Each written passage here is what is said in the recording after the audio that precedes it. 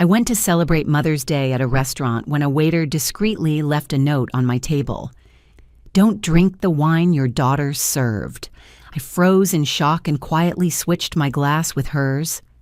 10 minutes later, she started screaming, "And if you're watching this video, tell me where you're from or what time it is for you." If I failed tonight, I could lose my daughter or the fragile thread still tying us together forever. The burgundy tablecloth at Delaney's felt like velvet under my fingers as I smoothed out a wrinkle no one else could see. Mother's Day crowds had filled the place with the soft rumble of voices and the perfume of garlic and butter. Jenna had picked the corner booth we always favored, the one where the light fell honey-warm across polished wood and made everyone look a little kinder. She'd gone to the restroom to fix her mascara, and I was trying to ignore the prickle at the base of my neck that told me something about tonight wasn't right. He came up on Kat's feet, our server, a slim young man with a neat part and a name tag that read Ben. His hands hovered over our glasses as if aligning them was a sacred task. Up close, I saw the tremble. "Ma'am," he whispered without looking at me, "I need to tell you something." He slid a folded note beneath my bread plate and veered away, already collecting water goblets from the table behind us. My hands shook as I eased the paper free. 4 words in rushed blue ink. Don't drink what she poured. Everything inside me went still. The restaurant's laughter thinned to a faraway hum like I ducked my head under bathwater. I looked at my glass, deep ruby, a wine Jenna had ordered with a flourish, calling it a splurge because you only get one mother. She'd poured mine with ceremony, then left her own barely touched, saying she didn't want to ruin her palate before the salmon. Now the wine gleamed black-red in the candlelight like a blade. I breathed in, slow, steady counts. Panic never helped anyone. In the flicker of the candle, I could see the night Jenna was born, how tiny and furious she'd been, how I'd promised to keep her safe. I never imagined safety would one day mean keeping myself safe from her. Heels clicked on tile. Jenna swept back in with a smile just north of real. "Sorry, Mom. Long line." Her eyes dipped to my glass. "You haven't tried it." "I was waiting for you." I lifted the glass by the stem, feeling the cool curve against my fingers. "What should we toast to?" "To us," she said, voice bright and brittle. "To mothers and daughters, bonds that can't be broken." She clinked my glass and watched my mouth like a hawk. I brought the wine to my lips and at the last second set it down. I just remembered I didn't wash my hands. That restroom door looked questionable. Jenna's smile faltered. "Mom, the food—" "1 minute, sweetheart." I stood and walked toward the bathrooms. Halfway there, I slid behind a decorative pillar and waited, heart slamming so hard it made my throat taste metallic. Through the gap, our booth came into view. Jenna gave the room a quick scan, then swapped the glasses, as deft as a magician palming a coin. She took the lightest wedding sip from mine, grimaced, gulped water, and sat up straighter when I reappeared. "Better?" she asked. "Much." I took my seat. The wine glowed in front of me like a dare. "Thank you for waiting." "Of course." She tucked hair behind her ear, eyes cutting to my glass again. "Just a small sip." "It's perfect with the bruschetta." Ben returned with appetizers, hands steady now, but worry smudging his face. We made delicate conversation about the specials. Jenna kept looping back to the wine, gentle and relentless, her voice sugar-sweet, her knuckles pale around her napkin. My phone buzzed with a text. "Minimum payment past due." Then the bank's app icon pulsed like a tiny heartbeat, real life tapping its foot. When Jenna stepped out to take a quick call, I signaled Ben. He came at once, the way nurses come when they hear their name in the night. "Thank you for the warning," I said softly. "How do you know?" He glanced toward the door where Jenna had disappeared. "I pick up shifts at Parkview Pharmacy. Yesterday, she asked for something strong for her insomniac mother. Push past what we can sell. It didn't sit right. Then I saw her pouring your glass when you weren't looking. He swallowed. I'm sorry. You did the right thing. My voice was calm, as if we were discussing an overdone steak. Inside, everything rattled. Please keep an eye on us. If I signal, get us somewhere private. He nodded, jaw set. I'm here. Jenna came back with cheeks too bright. Work, she said when I arched a brow. You know how they are. You're between gigs, I reminded her gently. Freelance stuff. She waved a hand. Very irregular. I cut into my salmon and said I'd save the wine for later because my stomach had been touchy. She pressed. I demurred. The dance went on with the band playing at a tempo I didn't like. When I excused myself again, I actually went to the restroom, splashed water on my wrists, stared at the woman in the mirror. 61. Laugh lines hardened by a bad year, lipstick a touch too rosy for the lighting. The woman nodded at me like a coach about to send a player back onto the court. At the table, Jenna's fingers flew over her phone, nails ticking like beetles. The screen vanished the second she saw me. Her voice turned to silk. I'm so glad you're enjoying yourself. Are you? I asked, and meant it. Her fork paused. A muscle jumped in her cheek. Always, with you. Every few minutes she nudged the wine topic like a dog bringing the same toy, hoping I'd finally throw it. Ben hovered, refilling waters no one had emptied. The candle guttered, recovered. The restaurant blurred into a smear of gold and shadow. I waited. She stepped out again. This time I heard her before I saw her, by the entry, half hidden by a planter, hissing into her phone. It's not working. She won't drink it. What am I supposed to do? Force it? Silence. Fine. But if this doesn't work, I'm out. I can't keep doing this. I let the words wash over me. Then I slid back to our table and switched the glasses to their original places. When she returned, I smiled. You know what? I think I will try that wine. You've been so patient. Relief washed her face. She lifted her glass, and when we clinked, she took a generous swallow, so focused on me pretending to drink that she didn't notice the trap had sprung around her own throat. It started as a softness in her eyelids, a blink that took too long to end. Mom, she said, voice thickening. I feel weird. Describe weird. Dizzy, like my thoughts are... She gripped the table. Something's wrong. Let's get you some air. I stood, rounded the booth, and slid an arm beneath her elbow. For all her resistance, she was feather-light. Ben appeared, concern etched deep. Private room? I breathed, and he nodded. We moved down a hallway that smelled of lemon oil and steam to a small dining room with a single lamp and a folding screen in the corner. He brought water and closed the door. Jenna's phone vibrated against the table. She fumbled it open and put it on speaker without meaning to. A man's voice spilled into the quiet, sharp as a paper cut. How hard is it to get an old woman to drink a glass of wine? Don't call my mother old, Jenna slurred. Her eyes were wet. Something went wrong. I feel like... You'll feel a lot worse when Vince hears you blew 60 grand and can't follow simple directions. You said you had her signature lined up.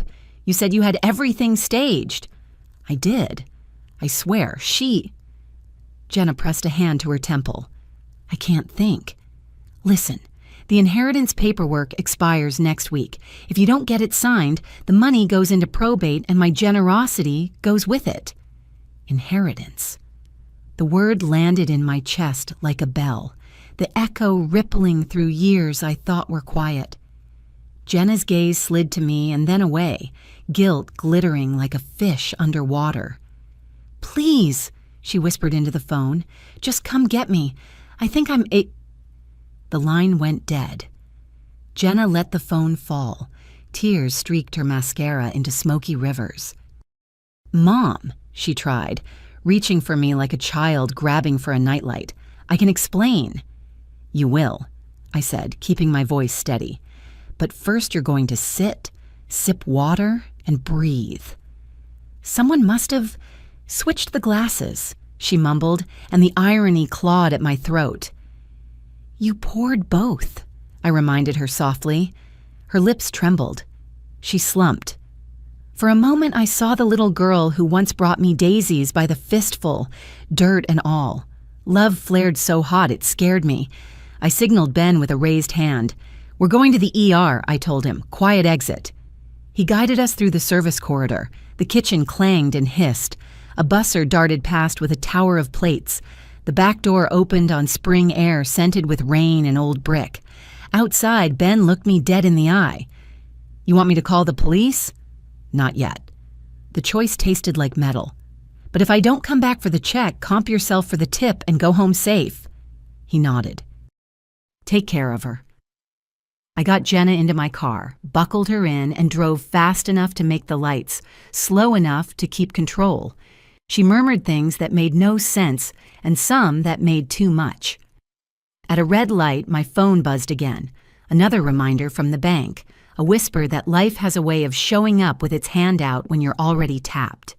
At the ER, the fluorescents were too honest after Delaney's candlelight. A triage nurse with tired eyes asked questions I answered in crisp syllables. Sedative, I said. Unknown dose. Wine. The nurse nodded like she'd heard every permutation of human folly and clipped a pulse ox to Jenna's finger. I signed forms that turned my name into a scrawl. The intake clerk asked for insurance and an ID. I handed over the card and braced for the copay. It went through, but the number on the tiny receipt made my stomach flip. Another domino I'd figure out later. They settled Jenna in a curtained bay where the air smelled like antiseptic and the clean end of fear. Machines blinked quietly. The doctor, mid-50s, kind mouth, said Jenna had ingested a significant sedative, but her vitals were stable, and they'd observe her for several hours. Relief buckled my knees. I sat, took her hand, and let my breath catch up. When my sister Lydia answered my call, I could barely keep my voice level. I need you, I said. She arrived within 20 minutes, hair escape artist messy, old nurse instincts alive in the set of her shoulders. She checked the monitors with practiced hands, then listened while I told her everything from the note under my plate to the man on speaker who said the word inheritance like a threat. Lydia watched me as if I were a patient she didn't want to spook. We're going to handle this one piece at a time, she said. Tonight, we make sure Jenna's safe. Tomorrow, we get the truth. Truth. The word sat heavy and necessary in my chest. Hours slid by in the ER's elastic time. Jenna dozed and stirred, dozed and stirred. When she finally blinked awake like someone swimming up from a deep pool, her eyes found mine and filled. Mom, she whispered, voice small. I messed up. I know, I said, and I'm still right here. She tried to sit up. I tucked the blanket around her shoulders. She swallowed. I wasn't going to hurt you. I just needed you tired, agreeable.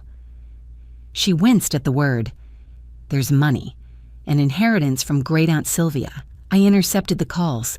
I told the lawyer you were forgetful. The shame in her face almost undid me. The reversal wasn't that she'd tried to drug me. Somewhere under my ribs, I'd known. The reversal was the discovery that someone had taught my daughter to weaponize my love against me, to turn my signature into a slot machine lever. I let one long breath out. We will discuss every part of that in daylight, I said, hearing my own mother in my tone. Or for now, no more lies, Jenna. Who was on the phone? She closed her eyes. Nick. He fronts people money. When they can't pay, Vince shows up. Her voice thinned. I owe $60,000. Lydia's hand landed on my shoulder.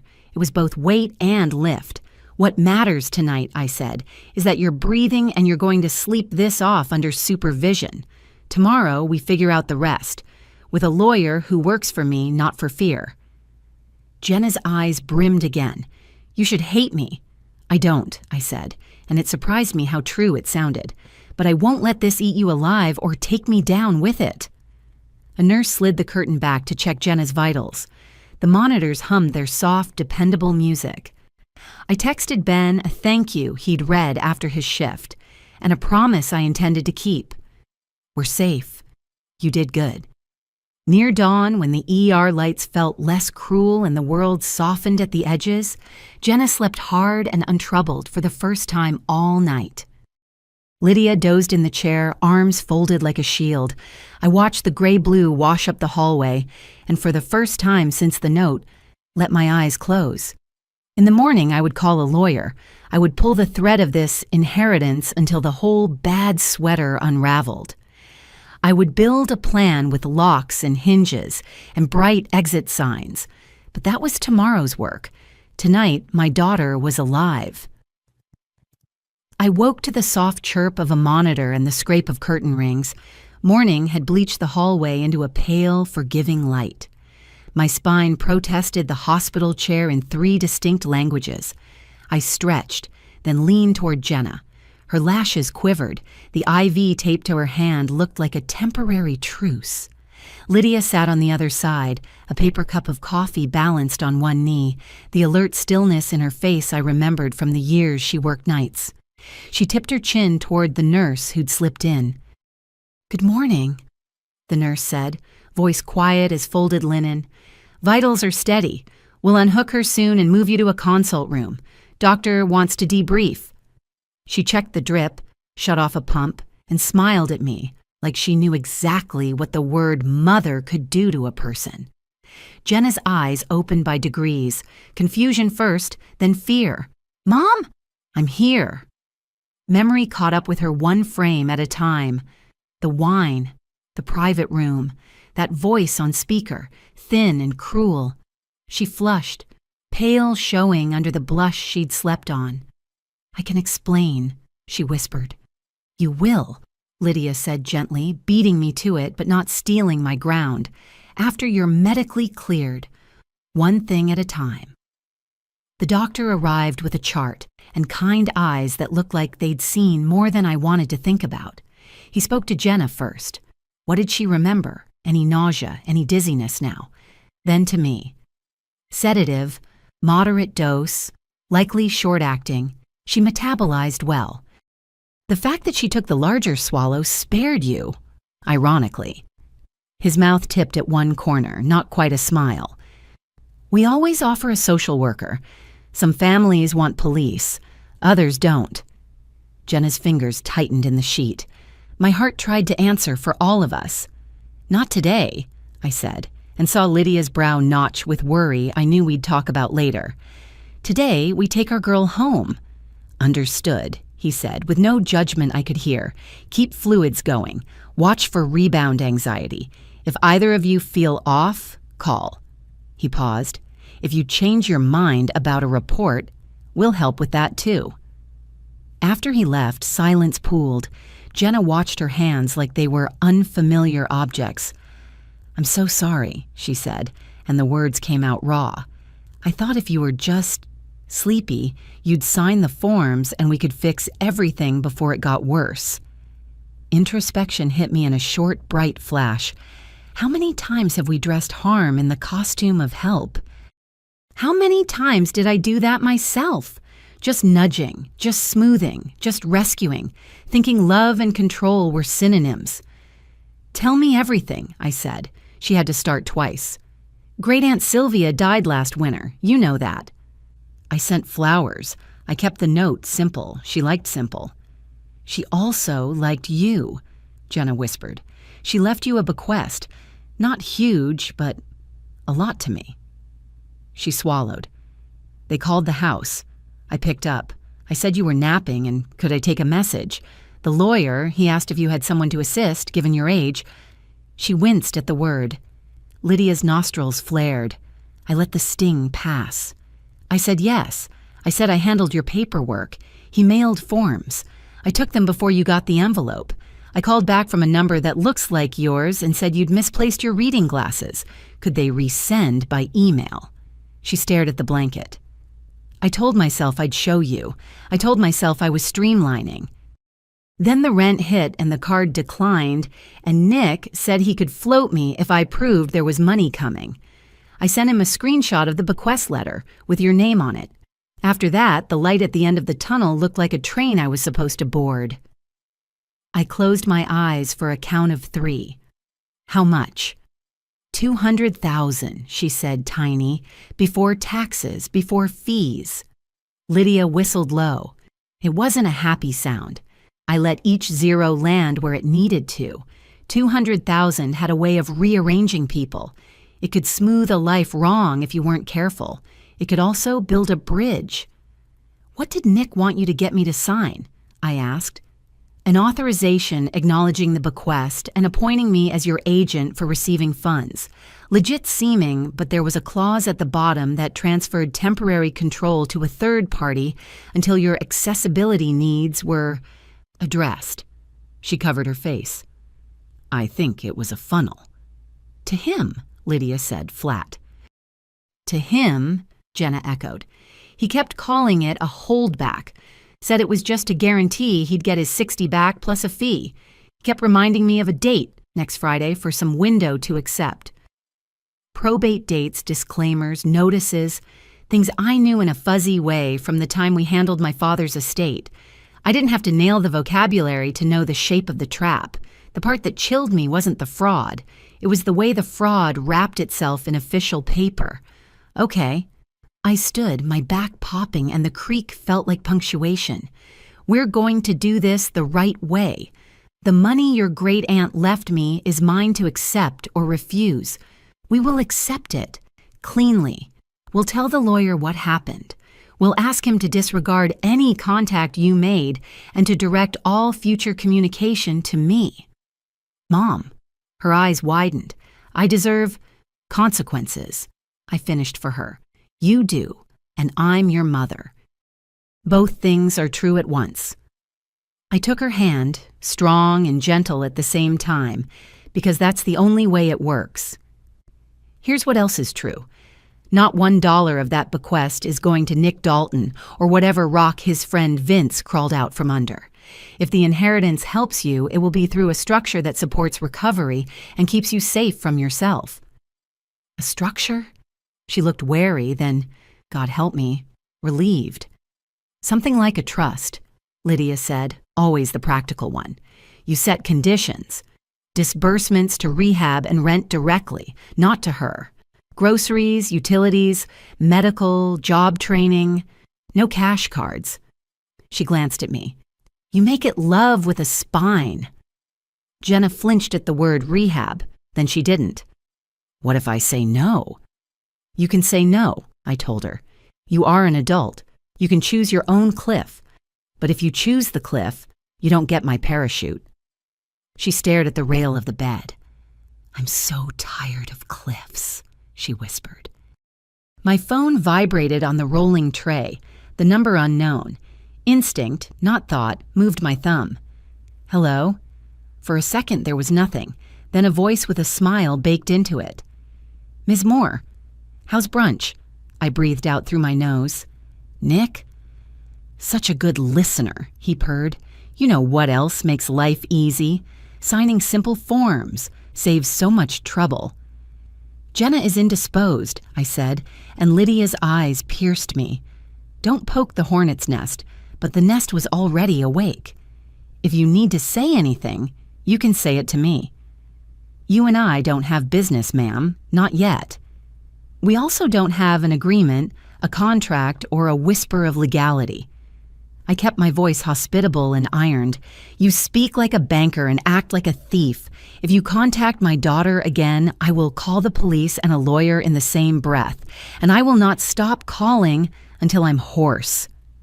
The smile thinned out of his tone. That's a lot of breath for someone who's behind on a few bills herself. So he'd pulled a soft credit report, or leaned on someone who could. I felt the pinch and refused to bleed for it. Debt is noise. My daughter's life is signal. A click, then a dial tone. Lydia blew out a breath. You just put him on alert. He already was, I said. It doesn't matter if the light is on when the house is on fire. Jenna lay back, eyes glossy. He's not the worst, she said softly. It's Vince. I haven't met him, but... She stopped. You know when a dog hears something you can't? I hear Vince with my bones. I tucked the blanket higher and stored the name in the place where my fear lived, so they could keep each other company and leave the rest of me room to act. The nurse returned to remove the IV and go over discharge. Someone to drive you? She asked Jenna, glancing at me. We've got her, I said. And thank you. In the tiny consult room, with a plant bravely photosynthesizing under fluorescent light and a box of tissues already half used, we had the conversation that would become a hinge. I'm going to call the estate lawyer today, I said. I'm going to tell him I accept the bequest and I need to meet with him this week.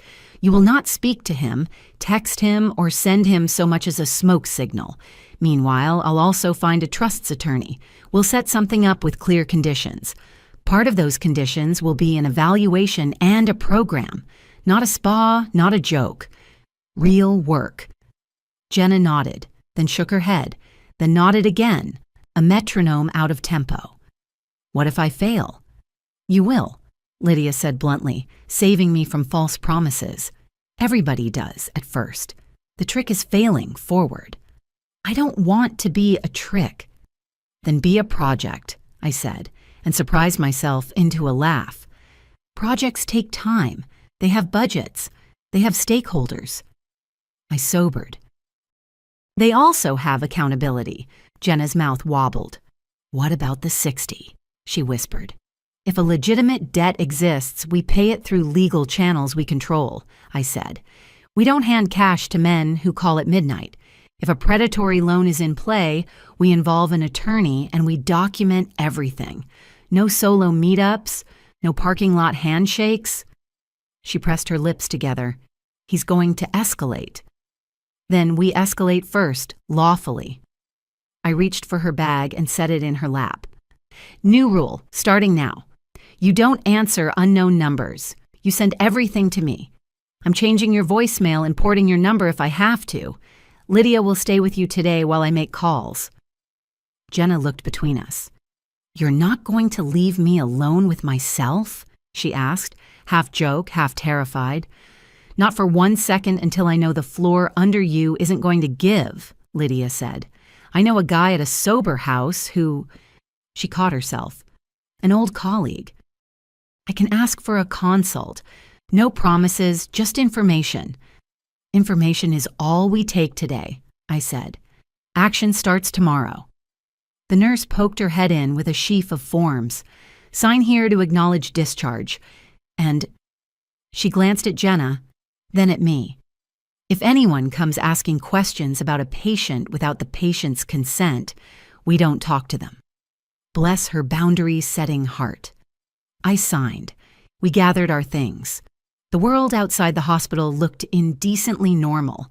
Sun on cars, a man arguing lovingly with a bagel, a child hopping over cracks like they were lava. My body carried years of mothering in it. The pocketing of snacks, the scanning for exits, the muscle memory of a hand held at crosswalks. In the car, Jenna stared at the window like a screensaver. I hate who I am in this story, she said. I squeezed her knee. Then let's write your character differently, starting on page 1 of the next chapter. Sounds neat, she said, trying for sarcasm and landing on hope. At home, Lydia made toast and eggs, the kind of food that says you live here and someone cares. We sat at the table we'd bought secondhand the year Jenna started kindergarten, knife marks from strangers now part of our family map. I pulled a yellow legal pad toward me and started a list with block letters so plain a child could read them. Call estate lawyer, accept bequest, freeze out bad actors, call trusts attorney, build protective structure, document everything, evaluate programs, no cash, unknown numbers. Mom. Jenna stared at the list like it was a doc. Can I add one? I pushed the pen to her. She wrote in shakier script, tell the truth the first time. She set the pen down, like it weighed more than it looked. Mom, she said, you can hate me later if you need to. But please don't stop talking to me. I don't do silent treatments, I said. I do boundary treatments. She nodded, a single hard drop of rain. I stood and picked up my phone. I'm making the first call. Now? Lydia asked. Now. I looked at the clock. Past 9. Office is open. Hearts, if not. The estate lawyer's receptionist answered on the third ring with a voice trained to be both gate and welcome mat. I gave my name, my great-aunt's, the probate file number from the letter Jenna had described. She'd kept it in her notes. Of course she had. I made my voice low and even. I need to confirm that I accept my aunt's bequest, I said. I also need to inform you that any prior correspondence from anyone claiming to be my agent should be disregarded. From this moment, all communication goes to me. She put me on hold. I counted tiles in the kitchen floor and thought of all the ways grief wears bad shoes. When the lawyer himself came on the line, he was all formality until I said one word, intercepted, and then he was very human very quickly. We will not release funds to anyone but you, he said. We'll flag the file. I am sorry for your loss and for this complication. If you'd like, we can meet this week. I would like, I said. Wednesday morning? Done. I hung up and stared at the list. A small thing had happened. Ink on paper had turned into a shape in the world. Jenna's phone buzzed across the table with a text from a number she'd labeled with a single skull emoji. I flipped it over and slid it to my side. New rule, I said again, gently. I mean it. She nodded. I'll change the number, she whispered. I'll change all of it, Mom. I swear, I just don't know who I am without the scramble. We'll find out, I said, slowly. In the afternoon, Lydia dozed on the couch with a blanket over her lap and an old movie murmuring. Jenna sat with a notebook, drawing small squares and coloring them in, a way to count without numbers. I cleaned the kitchen the way I do before a storm, methodical, stubborn, a ritual that tells the sky it cannot have everything. When the doorbell rang, all of us jumped. Lydia sat up. Jenna's face blanched. I peered through the peephole and saw a man in a brown polo, clipboard in hand. Delivery service. A bouquet, of all things, fat with lilies and a card tucked at an angle. I didn't bring it inside. I set it on the porch table and read the card there. So glad you're feeling better. Let's not keep friends waiting. N. The lilies were impossible. Heavy, tacky, beautiful. I walked them to the trash bin, their perfume loud even with the lid down. That evening, with Jenna rinsed of hospital smell and in clean pajamas, Lydia and I flanked her on the couch. We watched a game show with people yelling answers they didn't know, and for 15 minutes, the world shrank to something foolish and manageable. When Jenna fell asleep with her head on Lydia's shoulder, we muted the TV. You sure about not going to the police today? Lydia asked. Yes, I said, then amended, yes, for today. I rubbed the tight place between my eyes. Tomorrow I meet with a lawyer who will think of 10 things I can't. Tomorrow I set the terms. Today I kept my daughter breathing. Lydia reached for my hand. You did. Night slid in. The list on the table caught the lamplight. A promise so simple it almost looked easy. In the morning, we would make good on item 2. We would find someone to build the right kind of fence. Not prison, not moat. Just a good necessary fence with a gate I held the key to until my daughter learned how to carry her own. For now, I watched her sleep and matched my breath to hers, the way I used to when she was small and the future was just a room we hadn't walked into yet. By Wednesday, the world had calcified into lists and phone calls. I dressed like intention, navy jacket, plain blouse, shoes that didn't apologize, and drove to meet the attorney whose name kept showing up in referrals like a buoy, Andrea Patel. Her office wasn't the marble kind. It was calm and smart. Books in tidy ranks, a rug that swallowed sound, a bowl of peppermint candies that looked like they'd never had a sticky finger on them. Andrea stood when I came in, small and composed, with eyes that scanned and understood. "You're Ellen," she said. "I'm glad you called." I didn't sit right away. My bones were sparring with adrenaline.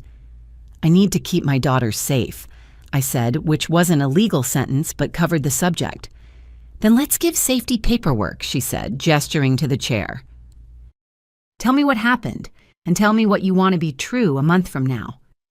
So I did.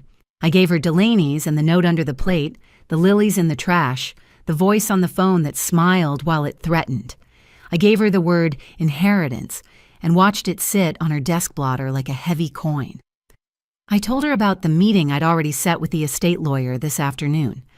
"What I want," I said when my throat let me, "is to accept what my aunt left me and to make sure it doesn't turn my daughter into a magnet for wolves.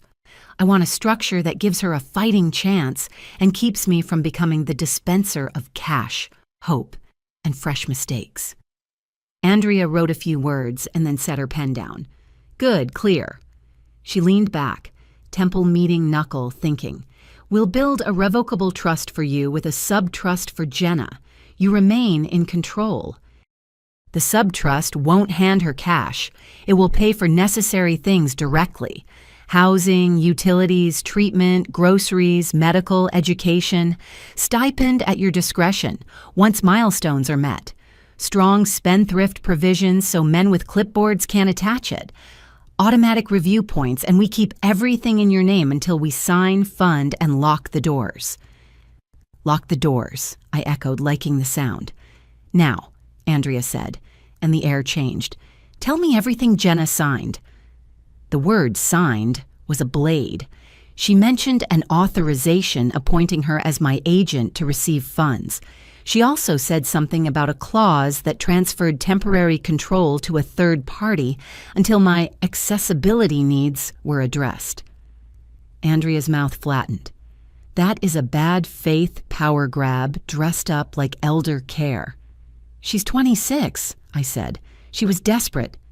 "And desperate people sign fast," Andrea said.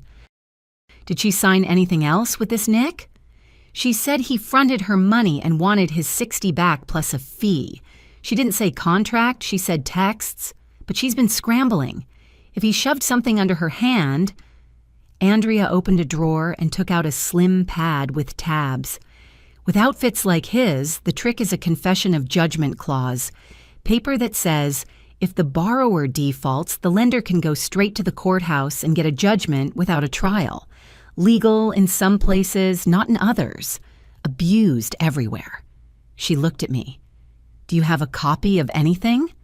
"No," I said, and the shame that came felt ridiculous, as if I should have been at her elbow for every bad decision, grabbing pens out of her hands. Andrea's tone softened. "We'll work with what exists. Here's the path I see. 1. You accept your aunt's bequest this afternoon. 2. We paper the trust quickly. 3. We firewall Jenna's communications. 4. We address Nick. If Jenna owes legitimate principal, we pay it through counsel in exchange for a written release and the original note, any assignment and any confession of judgment document in their possession. If they balk, we invite them to discuss it with a judge. Will men like Nick sit down with a judge? They prefer parking lots, she said dryly, but judges have very good lights. She tapped her pen. Also, do not meet these men alone. We won't, I said. But I also don't want him cornering Jenna when I blink. Then we pull him into daylight on your terms. She slid a legal pad across the desk. At my advice and in compliance with applicable consent rules, you document every call. You do not threaten. You do not negotiate in cash. If he escalates, we contact the authorities. Meanwhile, I'll reach out to a colleague in the DA's office for a consult. No promises. Just eyes on the problem. A burst of memory snapped bright. The private room at Delaney's, Jenna's voice thickening, the speakerphone catching that man's contempt like a glass catching a wasp. The part of me that wanted to scorch the earth hummed. The bigger part, the one that knew paper is a kind of fire, nodded. Andrea flipped to a clean page. Trust terms. This is where we make the fence. Tell me about Jenna in her best moments. The question knocked a soft place loose. "She's funny," I said, and my voice got warm without my permission. "She's good with kids and old people. She draws in little squares when she's anxious. She's loud when she loves something. She watched my mother die and stayed kind. And her worst? She scrambles," I said. "She panics small. She chooses cliffs, then calls me from midair for a parachute." I rubbed the ridge above my brow. "I've been part parachute, part cliff." Andrea nodded like she'd seen this pairing before. "Okay." We build conditions that feed the good and starve the panic. Direct payments to providers. A place to live that isn't a party. A program. No credit cards funded by you. She can earn a stipend when milestones are met. Documentation, meetings, clean tests if the program requires them. You and, if you choose, a co-trustee, someone who will tell you the truth when you want to lie, approve extraordinary requests. "Lydia," I said without thinking. "She'll do the spine part," Andrea said and wrote the name. "We also give you discretion to halt distributions if safety is at risk, and we build in a path to more freedom. 6 months, a year, reevaluation. It shouldn't be a cage. It should be a ramp." I felt something in me exhale. Not relief, readiness.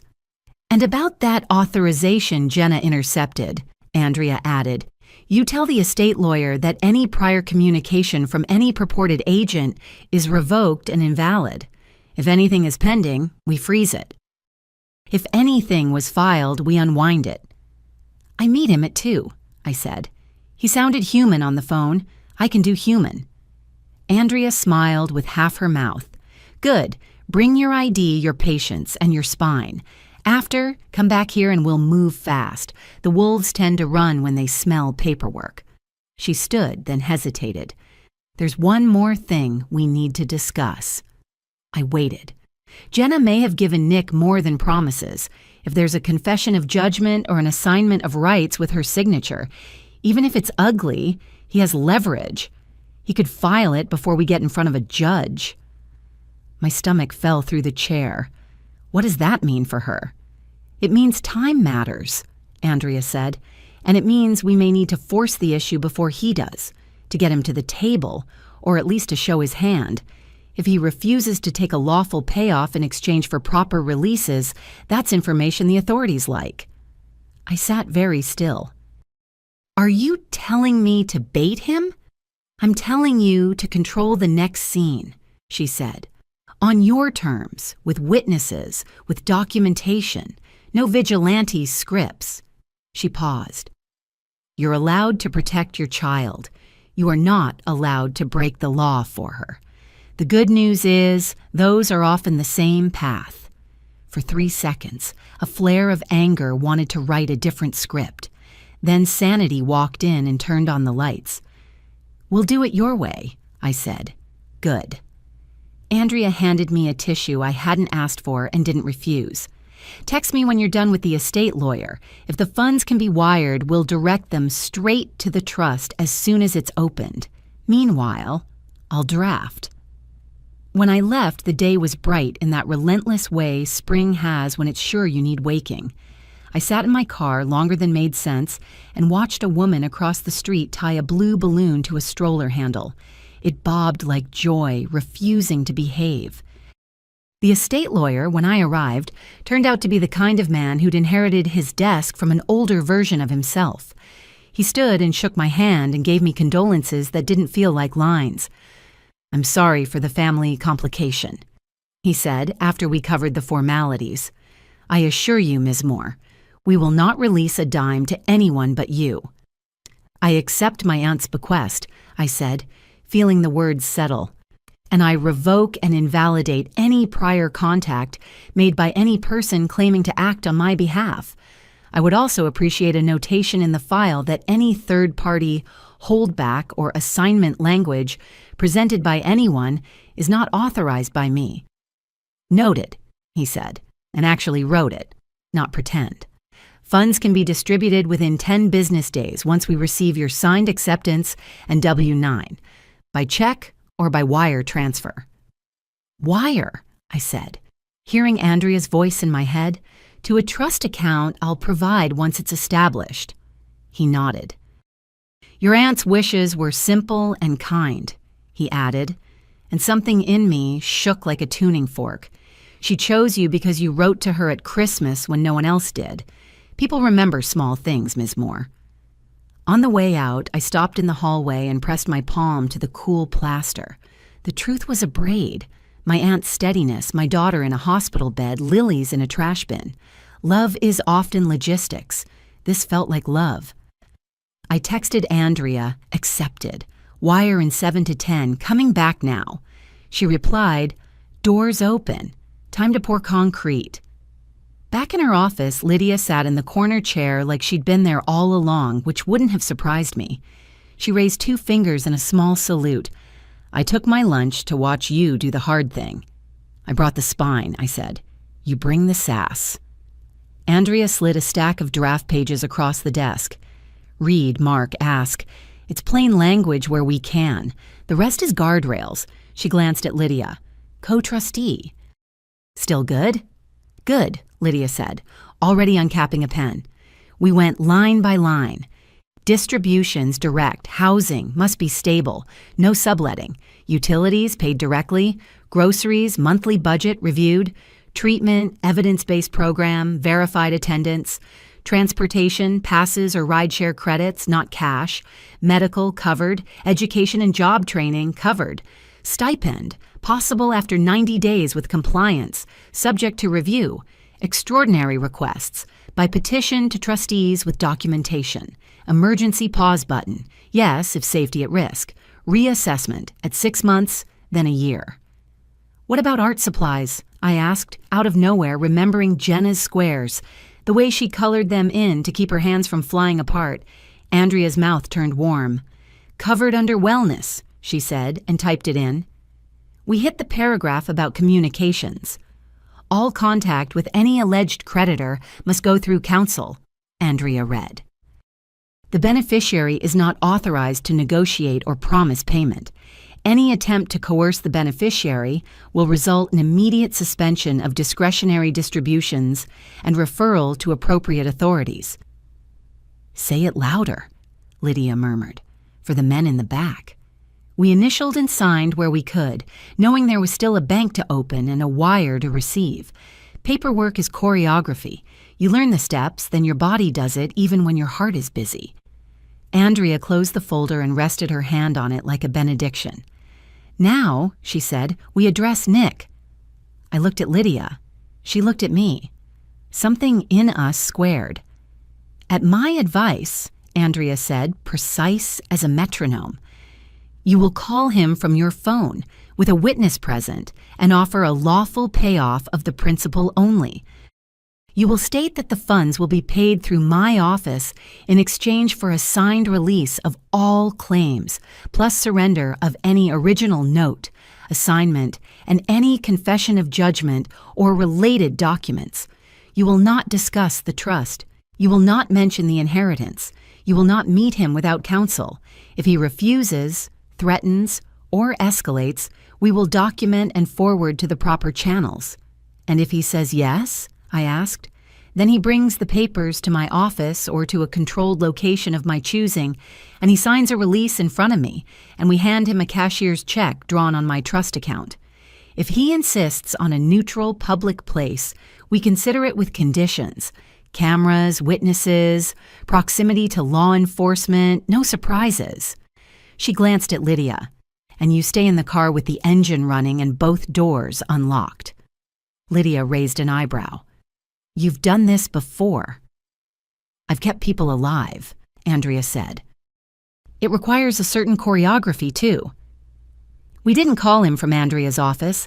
Something in my gut wanted the walls of my own living room, the picture of Jenna with a missing tooth behind me, like a truth that could not be erased. At home, I put the phone on the table between us. Lydia opened the voice recorder app and set it to run, per Andrea's advice. Jenna sat on her hands like they needed guarding. Speaker? Lydia asked. Speaker, I said, and pressed the skull emoji. Nick answered on the second ring, that same baked-in smile. "Ms. Moore, how thoughtful." "My attorney has advised me to offer a lawful payoff of the principal my daughter owes," I said, voice steady as the kitchen table. 60,000. The funds will be paid through her trust account in exchange for a signed release of all claims, plus surrender of any original note, assignment, and any confession of judgment or related documents. Do you agree? A beat, a change in air pressure, then a soft laugh. Lawyers make such pretty sentences. "Do you agree?" I repeated. "The number is wrong," he said. "Fees, interest, inconvenience. 90. "No," I said. "Then 80. I'm a reasonable man." "No," I said again. "Principal only through counsel for a release and surrender of documents, or nothing, and your options are the kind that wear robes." He went very quiet. I pictured him looking at some ledger of women like me and deciding which lever to pull. "You know," he said finally, "I helped your daughter. Most people don't. They shut their doors, and I open mine." "Then close it," I said, "because we're not walking through." Another small silence, and then the tone of someone who has found his better club. "Let's do it this way," he said. "Meet me tomorrow, 5 o'clock. I'll bring what you want. You bring what I want. Somewhere neutral." "My attorney's office," I said. He chuckled. "Somewhere I can breathe. Parking structure at the old mill. Top level. Fewer cars, fewer echoes." "You know the one." Every nerve I had lifted its head. Lydia shook hers in a motion so small, no one could have seen it but me. "Not without counsel," I said. "Bring whoever you like," he said, tone sweetening. "But understand me, Ms. Moore. If I take time to climb stairs, the price goes up on the roof." He ended the call before I could answer.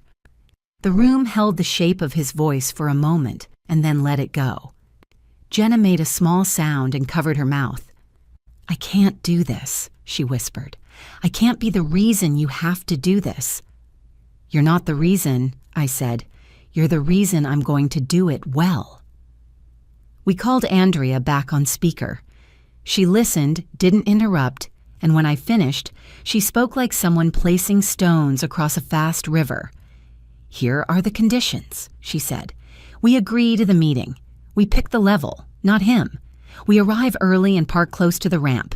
You bring no cash, I bring the check. I bring a colleague. You bring Lydia. Phone's on. Recorder's on.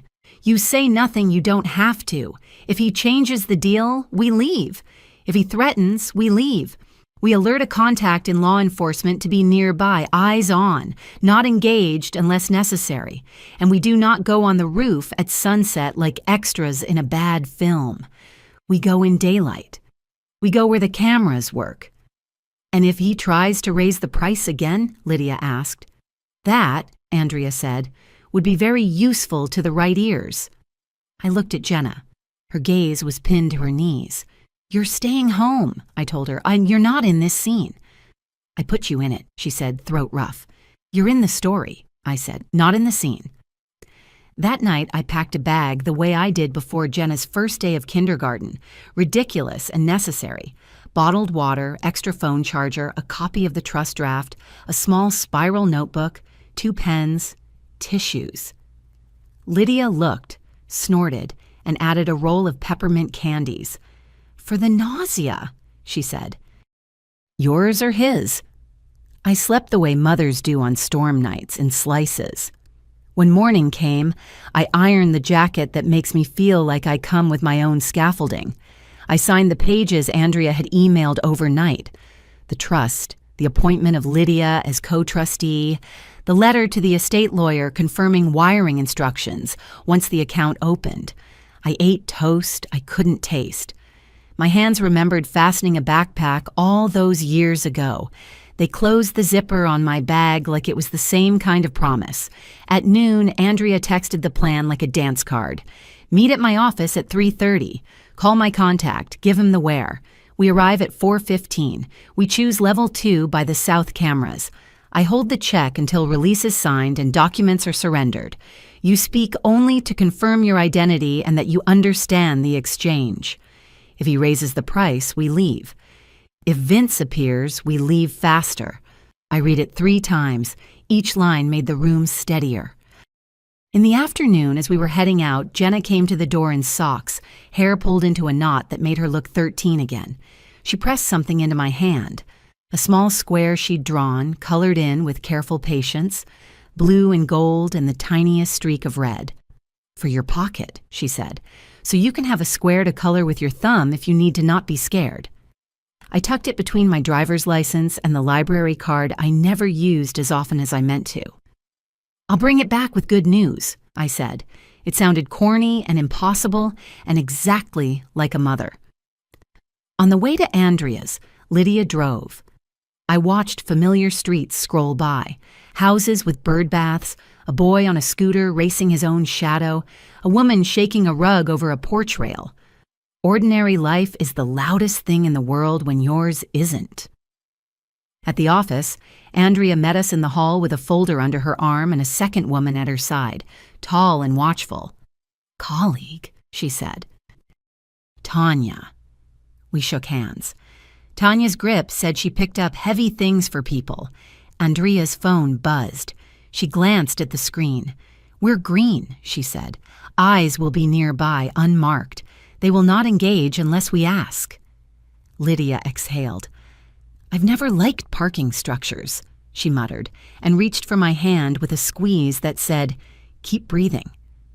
On the elevator down to the garage, the 4 of us stood in a box of mirror and humming cable. I caught my reflection and barely recognized the woman with the steady mouth. I slid my thumb over the paper square in my pocket. Its edges were soft already, like it had been waiting there for years. "This is the part," Andrea said quietly, "where the wolf thinks he's writing the scene." "And this is the part," I said, surprising myself, "where we let him think that for exactly as long as it's useful." The doors opened with a polite bell. We stepped into the concrete throat of the garage and walked toward the light. The garage air had that damp, concrete chill that eats through a jacket. Our footsteps made small, decisive sounds. Level 2, south cameras. Daylight shouldered in from the open side like a polite guest. Andrea and Tanya took the outside edges without making a show of it. Lydia stayed close enough that I could feel the heat of her sleeve, the way we used to walk Jenna across busy streets. I slipped my thumb over the little colored square in my pocket and felt my heartbeat settle into something that could be counted. A gray sedan swung wide and nosed into a space 2 rows over. The man who got out looked exactly like a man who thinks he looks harmless. Clean polo, expensive watch, haircut that tried too hard not to be a haircut. He clocked the cameras, clocked our stance, and arranged his smile. "Ms. Moore," he called, hands spread. "Counselor." Andrea didn't bother with pleasantries. "You have the original note and any assignments?" she asked. "In my car," he said lightly. "You have my money?" "I have a cashier's check for principal only," Andrea replied. "Release signed first, documents surrendered first." He made a face like she'd brought salted butter to a party. "We both know the number isn't 60 anymore." "No," Andrea said. "It isn't. It's 0 if you try to extort. It's 60 if you behave. Choose." The smile thinned. He stepped closer, the cologne arriving before the threat. "Your daughter is a nice girl," he murmured to me, confidential as a maitre d'.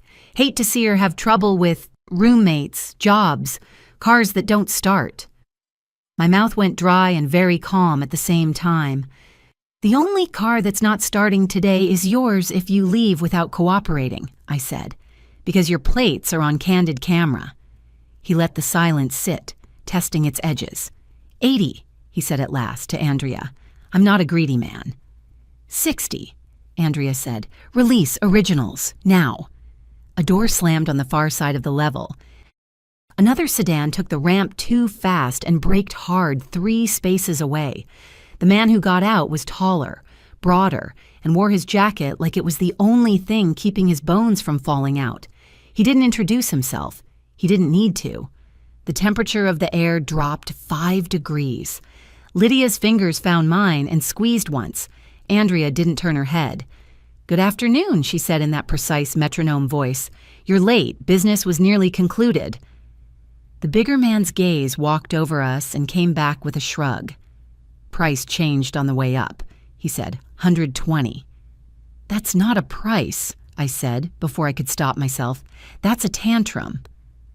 His mouth tilted like he might try smiling someday if it didn't cost extra. "You're funny." "I'm busy," Andrea said. "Release or a report. Those are the only nouns I'm entertaining." He took 2 steps, and the smell of cigarettes and cheap coffee came with him. "Lady," he said to me, not looking away, "I know where your daughter sleeps." My body tried to stand up through my skin. I kept my voice small and dangerous. "So do 4 cameras," I said, "and 2 people who can dial 3 numbers in under a second." Tanya lifted her chin a fraction, and somewhere behind us, a car that looked like any other car hummed to life. The bigger man's eyes flicked that way and back. Noted. Nick spread his hands again, trying to varnish the moment. "Everybody relax," he said. "We're reasonable men." "Prove it," Andrea said. She took a single step forward and held up a 1-page document like a priest with a wafer. "Mutual release of claims, specific to the alleged principal, conditioned on surrender of original instruments. Sign it, hand over the paper, receive the check. Refuse, and we will forward the audio from the last call and the first 30 seconds of this meeting to the appropriate office. Your choice." "Audio?" Nick said lightly. "That sounds so inadmissible." Andrea didn't bother to answer. She simply let the page hang there, a white flag that happened to be a sword.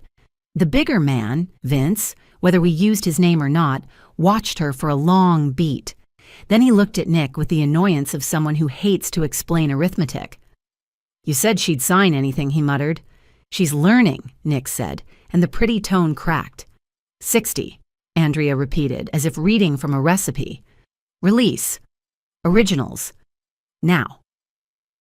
Vince drifted toward their car without turning his back on us, reached in and came up with a file folder swollen with bad intentions. He tapped the folder against his palm, thinking. Then he lifted the corner so Andrea could see the top page. Tanya, without changing expression, raised her phone, chest high, and took 3 quiet pictures. Click, click, click. Vince lowered the folder. A hair. "Put it on the hood," Andrea said. "Step back." He did. She and Tanya approached together, a practice 2-step, and fanned the documents just enough to confirm what they needed to be. An original note with Jenna's wobbly signature, an assignment of rights that wasn't worth the ink it was printed with, and Andrea's mouth went very still. Something that looked like a confession of judgment form with lines filled in by a hand that wasn't my daughter's. Vince saw what she saw and gave a tiny, disdainful shrug. "Template," he said. "Everybody does it." "Everybody foolish," Andrea replied. "And not in this jurisdiction." He rolled his shoulders, bored. 100, he said to the air. 60, I said to him. I didn't know I was going to speak until I heard my voice. "For principle only, or you can explain to a judge why your template includes a forged date and why your assignment references an accessibility holdback for a woman who still runs upstairs." His gaze flicked to my shoes and back, measuring. Lydia snorted once, softly, which in our family is the equivalent of a warning shot. Nick broke first. It wasn't dramatic. It was the little sag of a man who knows the math turned on him. "Fine," he said, 60, "but I want it now." "You'll get it in about 4 minutes, Andrea said, "after you sign and after you surrender every original and any digital copy in your possession. That includes your phone." Vince's eyes chilled. "Phone stays with me." "Then the check stays with me," Andrea said, pleasant as a bakery clerk. "And so does this release." A muscle jumped in Vince's jaw. Somewhere behind me, a radio crackled and went quiet. The sound so ordinary it didn't register, until I saw both men's heads tilt. A dog hears something move. The unmarked car across the way shifted its angle by an inch. Vince calculated the cameras again, the number of exits, the cost-benefit of swagger. "Gimme the pen," he said to Nick. They signed where Andrea tapped. She initialed the witness lines with a neat, confident hand. Tanya slid the cashier's check from a stiff folder and held it just shy of Vince's reach. "Phone," she said. Vince stared. Then, with the careful disdain of a man handing over a hand grenade, he peeled his device from his pocket and laid it screen down on the hood. Tanya passed him the check and scooped the phone in the same motion, opening the gallery long enough to airdrop a slim set of images to Andrea's waiting device. Loan pages, text strings, a photo of Jenna's driver's license she must have given them once to prove she existed. Evidence is a shy animal. You have to coax it before it runs. "Now delete," Andrea said, and watched while Vince erased the files. "Recently deleted, too." He obeyed, jaw set. She nodded. "We'll see you never." Nick cleared his throat like he needed to add a flourish. "Pleasure doing business," he said, giving me the smile he should have used on an audience that didn't know better. I looked at the folder in Andrea's hand and thought of bonfires. "Go home," I said. "Try something legal." He opened his mouth to say something clever and stopped. The unmarked car's headlights blinked once. A lazy wink. Vince tucked the check into his jacket and jerked his chin at Nick. They got in their sedan and left without the theater of squealing tires. Wolves don't like to advertise when they've been leashed. We stood very still for a count of 5. My knees went watery in the way they had after childbirth. Relief's odd collapse. Lydia pressed a peppermint into my palm like a medal. Andrea exhaled. "Debt cleared," she said, businesslike, as if stating the weather. "Release in hand, originals surrendered, forgery preserved, phone transfer complete." She slid the folder into Tanya's tote. "Let's leave before we're the ones making a scene." The elevator hummed us back to ground like it had been waiting to do a kind thing all day. In the car, I finally let my hands shake. The square in my pocket caught the tremor and steadied it. "You okay?" Lydia asked. "I will be," I said. It wasn't bravado, it was a decision. Andrea looked back from the passenger seat. "Tomorrow," she said. "We open the trust account and wire the bequest as soon as it hits. Tonight you go home and lock your doors. If anyone knocks, you call me first, then the number I gave you." "And if no one knocks?" I asked. "Then you sleep," she said. "It's the most subversive thing we do at our age." I laughed, because I had to. The sound surprised me into liking myself in that moment, shaken and still here.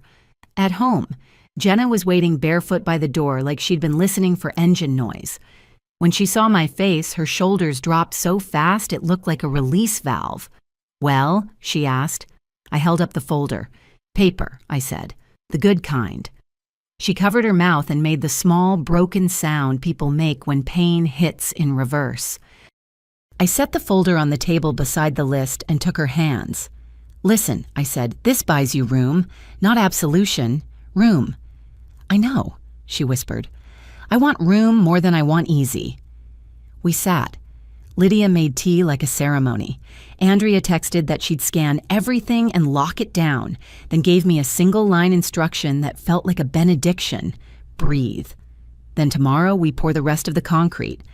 That night, while Jenna slept in her own bed and the house settled around us with familiar creaks, the fear that had been pacing the perimeter finally lay down. I put the little colored square on my nightstand, a tiny flag on a new shoreline, and turned off the light. The next morning didn't ask how I felt about any of it. It set a plate in front of me labeled consequences and handed me a fork. I started with coffee strong enough to strip paint and the list on the table. The bequest wire was in motion, but not here yet. The trust papers were signed, but not funded. Room, not absolution. I looked at Jenna. Hair in a knot, sweatshirt too big, eyes clear in that tender way they get after a storm. 2 things today, I said. We make amends. We start a program. She swallowed. Amends to who? I reached for my phone. Your old boss, I said. The boutique. You told me about the returns you massaged. Her cheeks flushed. I can't. You can, I said. I'll make the call. You'll do the talking. The owner agreed to see us at noon. Her voice had the iced politeness of a woman who had practiced it on unhappy bridesmaids. We arrived 5 minutes early because 5 minutes early says something different than on time. The bell on the glass door gave a delicate tinkle as we walked in. Dresses watched us from racks like silent witnesses. She came out from behind the counter and didn't offer her hand. We're closed, she said. But my curiosity won.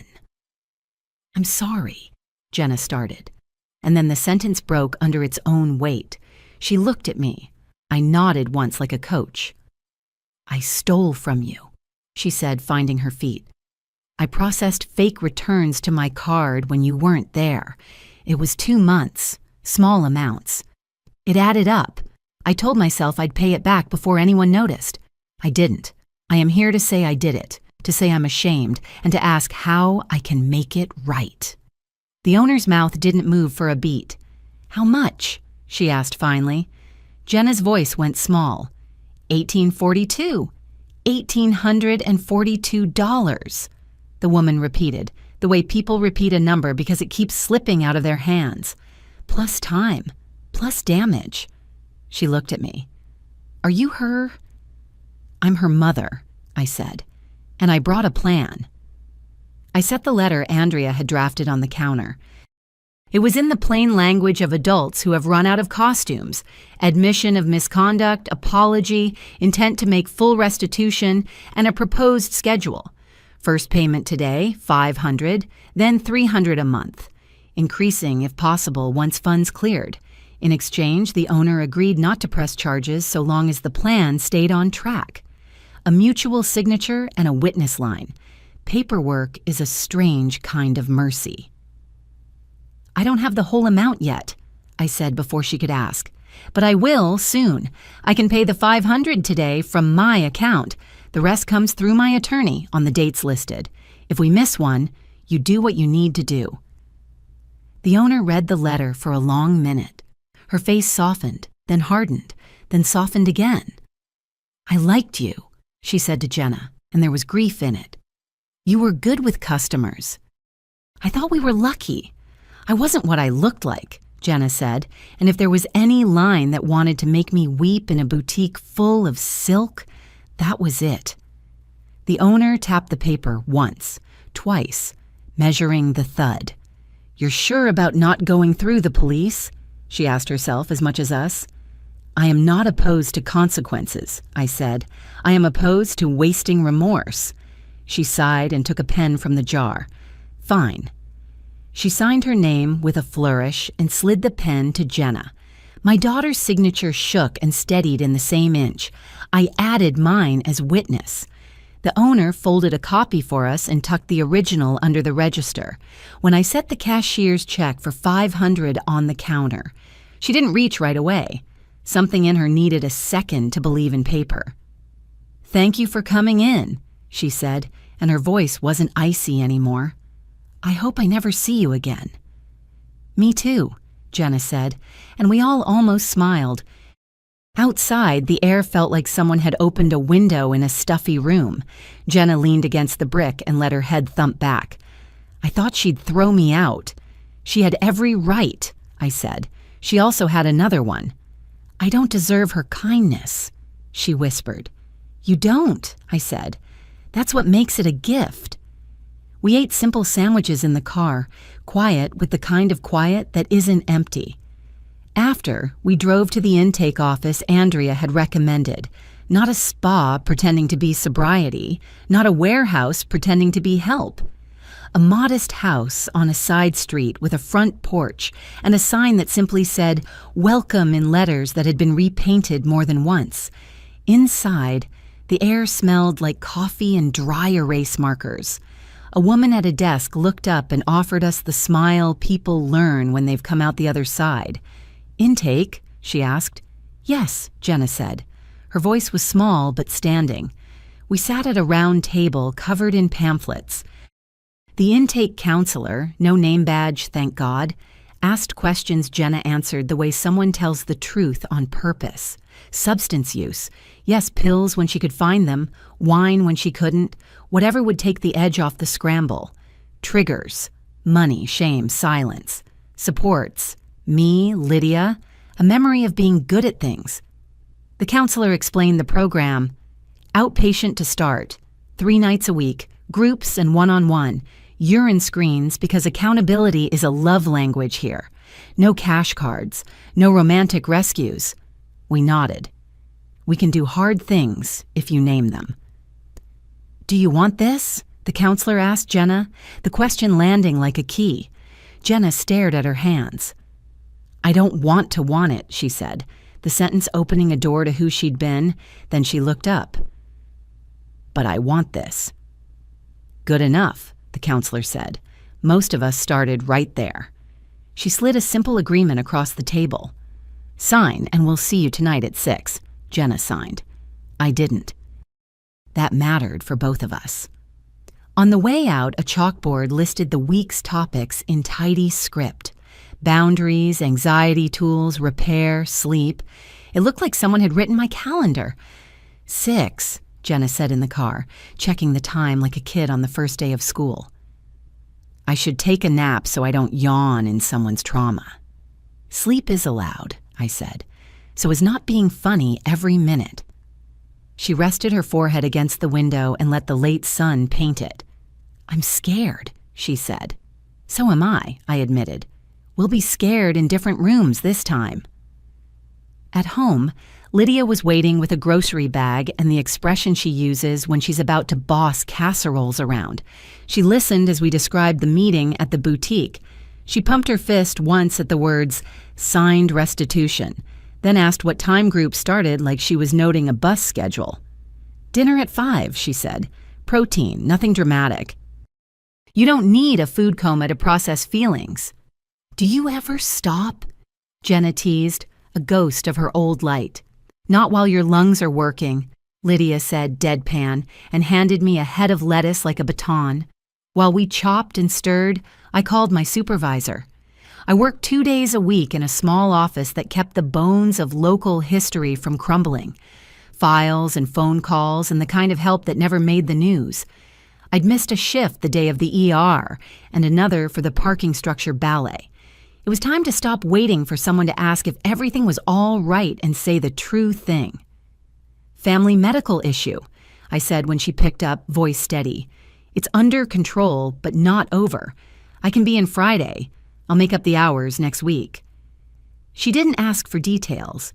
She told me to take Friday too if I needed, and reminded me the work would be waiting, not running away like a raccoon. The generosity made my throat hot. After dinner, Jenna washed her face like it mattered, put on clean jeans, and tucked her phone in her bag without glancing at it every minute. We drove to the program with the windows cracked, the evening air full of sprinkler hiss, and someone's radio insisting on an old love song. I dropped her at the door and let myself watch her walk in. Then I parked around the corner and cried for 4 minutes, timed on the dashboard clock because it helps to have edges. Back home, Lydia and I made small talk the way people do, so the big talk doesn't swallow them. We sorted the mail. We moved winter sweaters to a high shelf. We replaced a burned-out bulb over the sink. Loving someone like this requires janitorial courage. At 8:15, my phone buzzed with a text. Break. I didn't run. See you at 9. It was a 5-word poem. When she came out at 9, her face had the tired peace of someone who had been told she wasn't alone. They're not saints, she said, climbing into the car. But they know things. We made a schedule. I brought home a worksheet about panic like it's a hobby. Everybody needs a hobby, I said, and the joke felt safe now.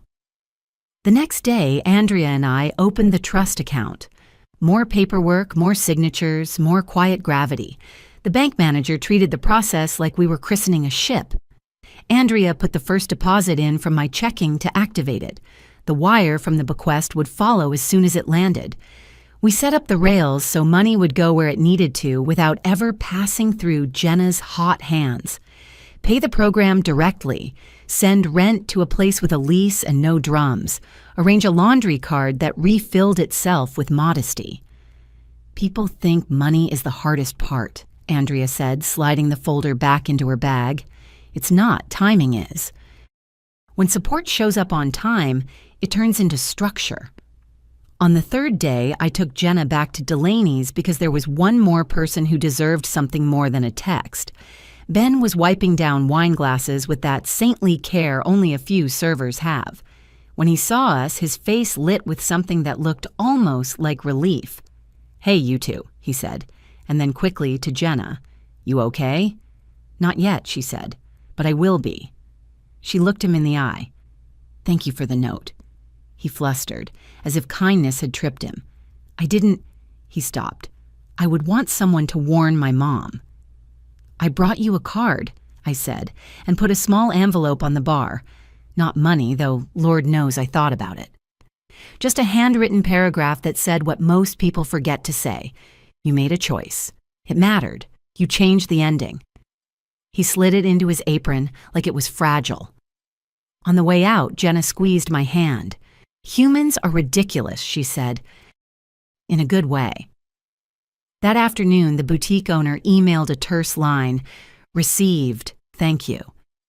2 words that could have been a wall felt like a window. Not everything went tidy. The lilies came back in a different form, a text from a new number that said, "You think paper will save you?" Andrea forwarded it to her contact and told me to mute, block, document. I did.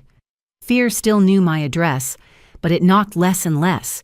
It got bored when we stopped entertaining it. On the 5th day, Jenna moved the spare key off her ring and put it in my palm. "I want you to change the locks," she said, "not because of me, because of boundaries." I turned the key over, metal warm from her hand. I thought of the little girl who used to clutch keys like toys, and the woman who understood that not every door should be easy. "Okay," I said. "Tomorrow I'll call a locksmith." We kept making ordinary decisions like they were beads on a string. Jenna did laundry without calling me from the detergent aisle to ask which blue to buy. She texted the program's rideshare number instead of me when she needed a lift. She started a checklist on the fridge. Meetings, sleep, water, tell the truth. It wasn't pretty, but it worked. At week's end, the estate lawyer confirmed the wire date. Andrea's email subject line, "Funds scheduled," looked like a lighthouse. We didn't celebrate with a fancy dinner. We bought groceries like adults and paid the water bill like it was church. Room, not absolution. On Sunday, Lydia came over with a pie that pretended not to be a bribe, and we sat on the back steps watching the sky be unremarkable. Jenna brought out a stack of little squares she'd drawn and colored in group, offering them like fortune cookies. "This one's yours," she said, handing me a square that was mostly blue with a thin gold band. "It's called Breathing Where the Fear Was." I tucked it in my pocket with the first one. "What's the red line for?" I asked. "That's the part where I still want to run," she said, honest enough to make me proud. "It's thinner today." We didn't talk about Vince or Nick or lilies. We didn't rehearse the worst-case scenarios.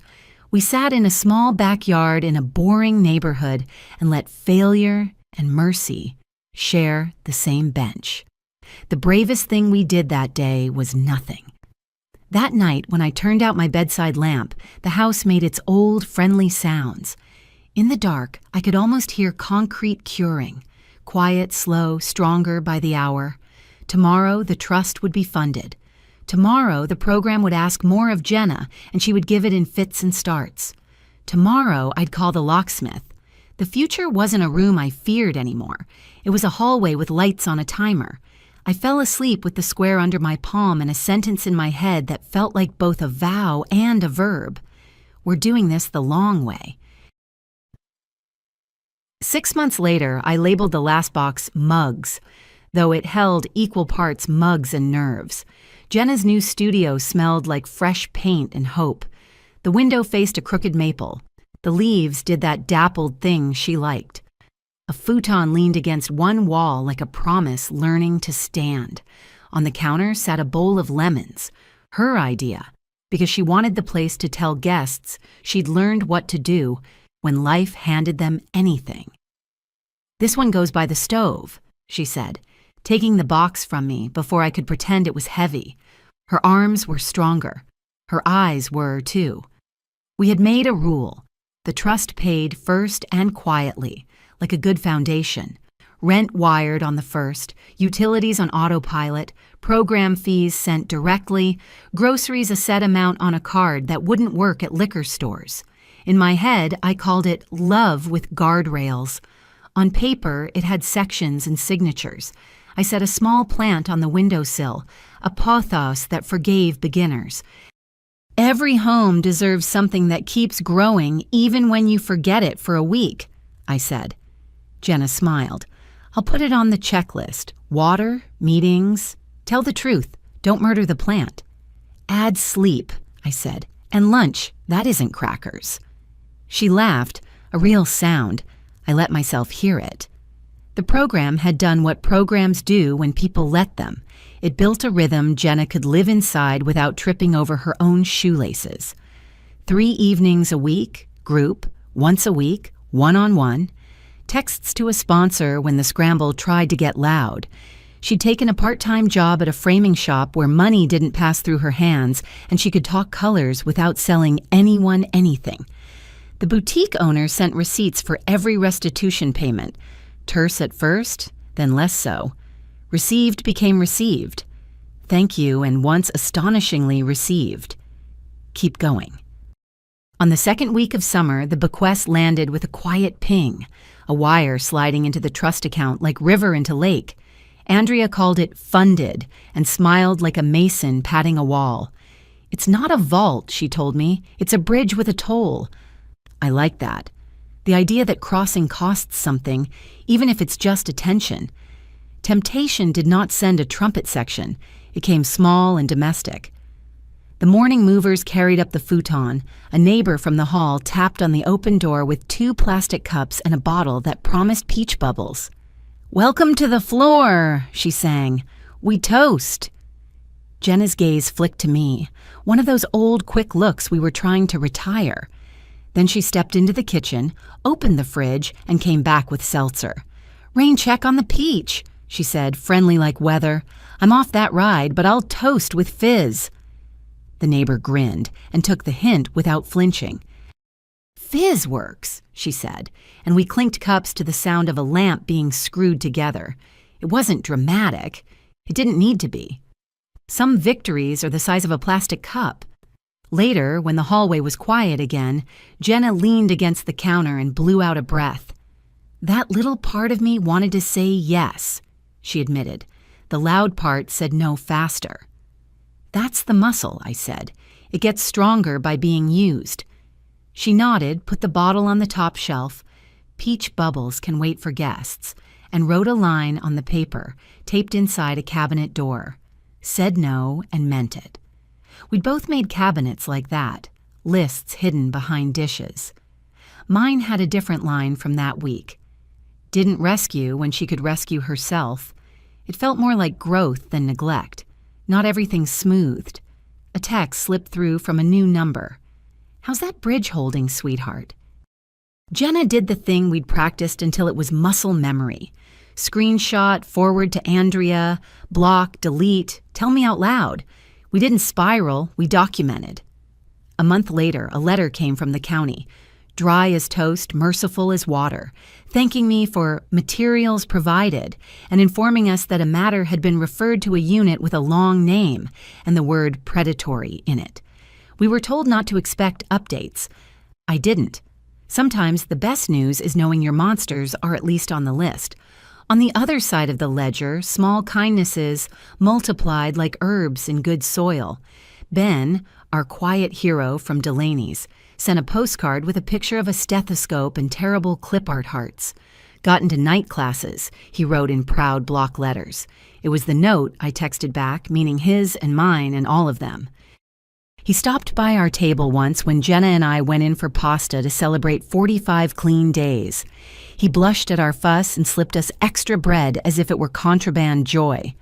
Lydia stayed exactly as she'd been, relentless, funny, and unwilling to let a day pass without food that could teach you what fullness feels like.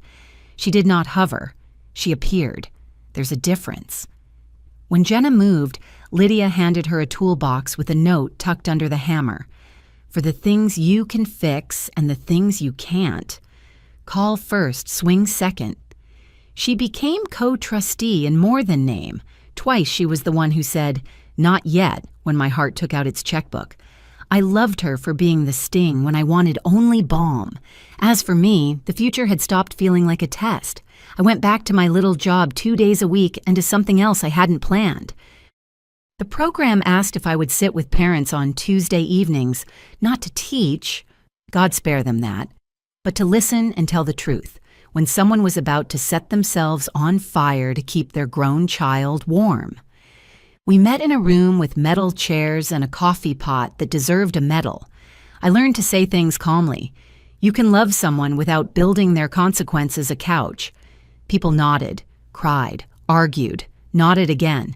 Sometimes I went home hoarse, sometimes I went home lighter. Both felt like prayer. On a warm Thursday at the end of August, Jenna and I stood in a line at a community fair waiting for lemonade price to move. A table nearby had pamphlets about scams and signatures. Andrea had pushed me to stop by, show my face, add our story to the quiet chorus that reminds people paper can be armor. I did briefly. Anonymously enough to keep shame from making a scene, clearly enough to give someone else a sentence they might need later. When the woman at the table asked what helped most, I surprised myself. "A list on the fridge," I said, "and a sister who tells me the truth." "Also laws," the woman said, kind but firm. "We'll keep working on those." "Please do," I said, and meant it. In the fall, the boutique owner sent one more message, this one longer.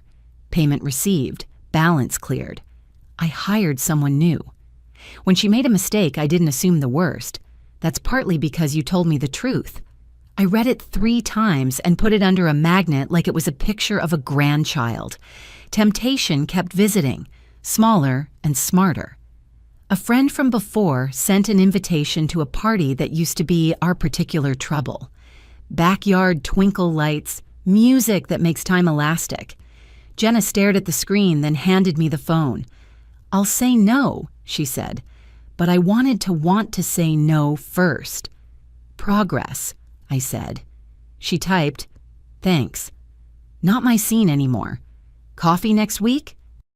Sometimes the right answer leaves a door, just not the old one. On a rain-washed evening in October, I walked into her studio with soup and found her sitting on the floor surrounded by little colored squares like a paper quilt. "Group homework," she said, grinning. "We're mapping a year. This one's May, Delaney's. This one's June, parking structure, not dying. July is boundaries, August is lemons. September's boring on purpose." She held up a square that was mostly pale blue with a thread of gold. "October is soup." "What's the red line for?" I asked, because now it was a ritual. "Still there," she said, unbothered, "but thinner." We ate on the futon, legs crossed, bowls warm in our palms. The plant on the sill had started to trail. The maple outside had let go of what it needed to let go of. I looked around her small, good place and felt the bone-deep satisfaction of watching something you planted not just survive, but root. "Do you hate me a little less?" she asked, teasing on the surface, scared underneath. "I never hated you," I said. "I hated the scramble. I hated the men who handed you cliffs. I hated my own reflex to jump after you." I set my bowl down and held up my hands. "These are busy hands, Jenna. I am teaching them to applaud instead." She blinked hard, then laughed when a noodle slid down her wrist. "Gross," she said, wiping it off. "Applause is messy." "Good," I said. Means you're in the front row. When I left that night, she walked me to the door. "Call me when you're home," she said, automatic as breathing and kinder than any grand speech. "I will," I promised. "You too." On my drive, rain turned the streetlights into soft comets. The house greeted me with the old creaks I trusted. In my kitchen, the cabinet list waited. I added one more line in block letters that looked like they belonged on a school poster. Kept love and boundaries in the same sentence. I made tea, carried it to the back steps, and listened to the kind of quiet you pray for when you're in the tornado. Somewhere, a neighbor's radio mumbled a ball game. Somewhere, a siren wailed and faded, which is how fear leaves when you don't chase it. I thought of Great Aunt Sylvia, steady even after she was gone. Of Andrea, placing documents like stones across a river. Of Lydia, who would show up tomorrow with soup and opinions. Of Ben polishing glasses and learning to take blood pressure. Of Jenna, asleep in a room that had a plant and a list and a door she could lock. If I've learned anything, it's this: resolution isn't a sunrise. It's a dimmer switch you keep nudging up. Laundry done, meetings made, payments sent, boundaries honored, laughs retrieved. The grand gestures help, but it's the small ones that cure the concrete. Before bed, I slid my thumb over the first little square she'd given me, edges worn soft, colors still bright. I put it on the nightstand like a votive and turned out the light. In the morning, I would do what mornings demand: coffee, keys, work, calls. I would stop by the program's parents' circle and put more chairs in a tidy row. I would text my daughter a picture of the pothos thriving, and she would send one back of lemons in a bowl. We would keep writing the plain, stubborn story where nobody is a saint and everybody keeps trying. We were doing it the long way. It turned out the long way was home. If this story resonated with you, leave a like and consider subscribing. You can also drop any comment below, even just one word. Maybe tell me where you're watching from, or what time it is right now. Sometimes one word is enough to say you were here.